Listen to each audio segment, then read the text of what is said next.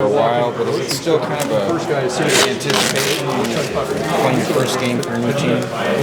Yeah, I think for sure. I think more than anything, I'm just excited to get going, and I think I've prepared well this summer, and I'm ready for it. Just what's your mindset? You just talk about your basically just kind of keep it simple, not trying to do too much. Yeah, I think just stick to my game. I'm not going to overcomplicate things, that's for sure, but I think it's effective, and I'm just going to go out there and play hard. Did you guys look over film from the last game? I know you didn't play in it, but what stood out from the film and some of the mental mistakes that you guys want to clean up going into tonight? Yeah, we obviously looked over it. I think just a lot of our puck management probably wasn't as good as it could be, and kind of just gave them a few too many freebies. So I think just making sure we're good with the puck, managing it, and just making it hard on them all over the ice. It looked like you were paired with Johansson. Did you play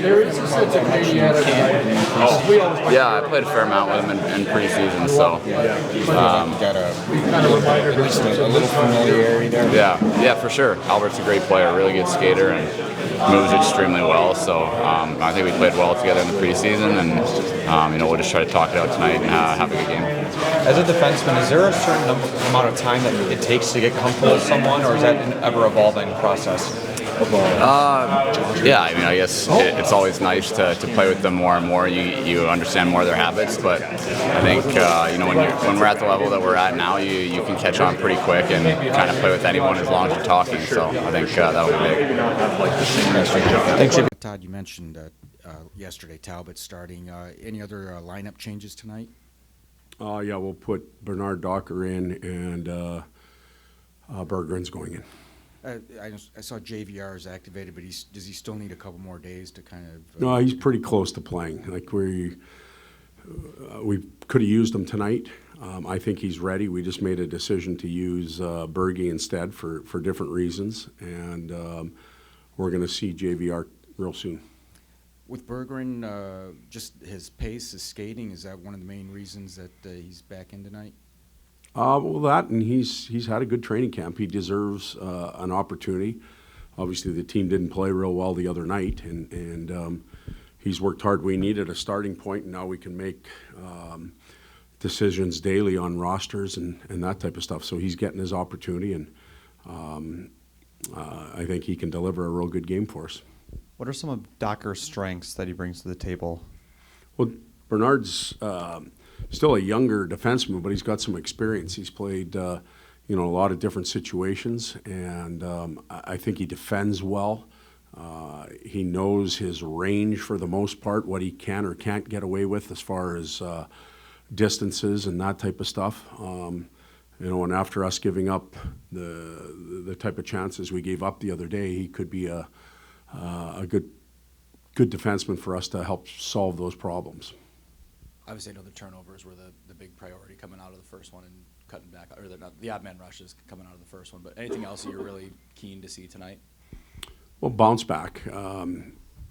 We can address the problems, the issues that we had, and we certainly did.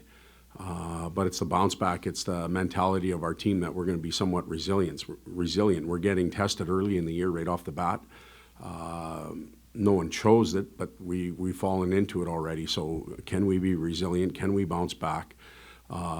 Can we fix things and still be an aggressive hockey club without, backing off? That'll be real important. And then we'll go from there.